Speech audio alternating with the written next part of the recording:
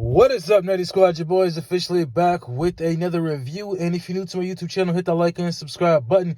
This is officially episode 5 of Agatha All Along. Your boy finally got a chance to watch it, and here is my review. So, the witches are on the witches' road, and they use some sticks.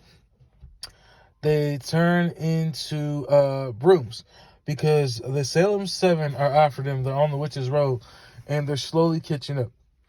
So they manage to get on these brooms, fly away. So they get caught up by some other Salem 7. They manage to get into the house, and there's another trial. Of course, this trial has to do with an Ouija board, and it has to do with Agatha. So they start asking the spirit all these kind of questions, and at first, Agatha pretends that she's, possessed. And then eventually she does become possessed by this ghost.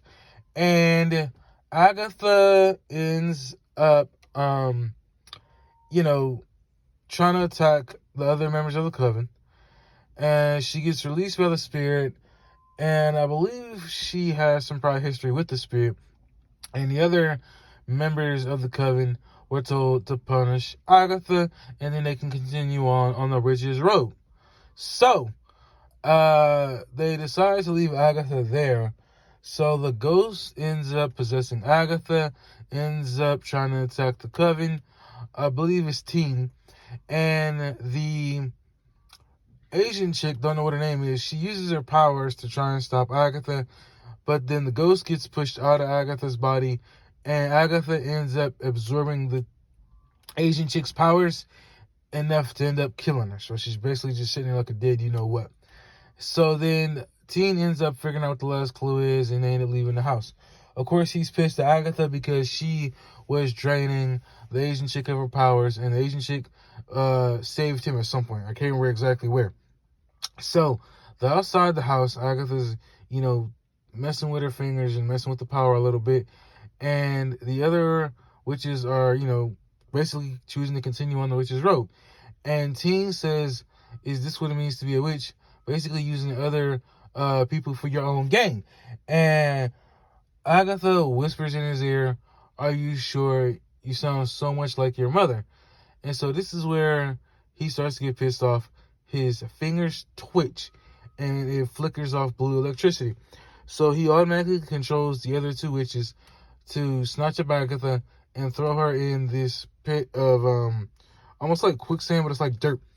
And then he slowly starts to form a crown on his head that is blue, that looks exactly like the same one that his mom, I forgot her name, was wearing.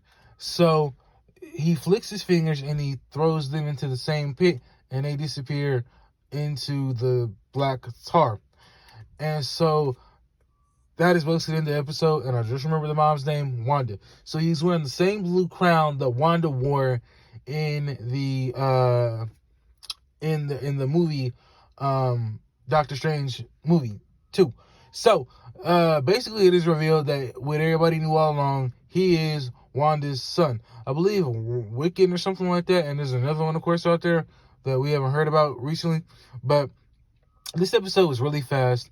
I thought it was very interesting. I'm going to give it the same score I gave the other ones, a 7.5 out of 10.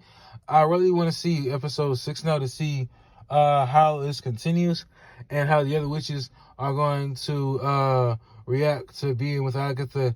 And, of course, her finding out that Wiccan, of course, a.k.a. Teen, is, the son of the Scarlet Witch.